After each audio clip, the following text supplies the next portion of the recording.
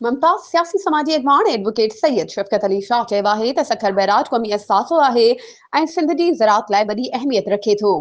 ज़राअत मुल्की मईशत लाइ किरंगे जी हॾी वारी हैसियत जीअं आहे। पाकिस्तान ज़रई मुल्क आहे। सिंध हुकूमत ऐं वफ़ाक़ी सरकार खे ज़राअत जी बहितरीअ लाइ नए सिर क़दम खणण घुर्जनि त जीअं पाकिस्तान ज़रई जिन्सुनि में ख़ुदि कफ़ील थी सघे। सखर बैराज एशिया जो वॾो नहरी निज़ाम आहे जंहिंखे ब्रिटिश हुकूमत 1923 में तामीर कराए सिंध जी करोड़े एकड़ गैराबाद ज़मीननि खे आबाद कराइण जी शुरूआत कई।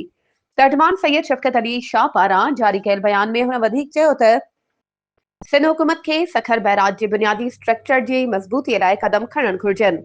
सखर बैराज जे गेटनि जी तब्दीली समेत बैराज ऐं केनालनि जी गेटनि ऐं मशीनरी जी मरम्मती कम खे मयारी ऐं वक़्त सिर मुकमल कयो वञे। मुमताज़ सियासी समाजी अॻवान सैयद शफ़क़त अली वधीक चयो आहे त सखर सिंध जो टियों नंबर वॾो शहर हुजण सां गॾु सिंधु दरिया जे किनारे आबाद हुजण करे ख़ूबसूरत शहर आहे।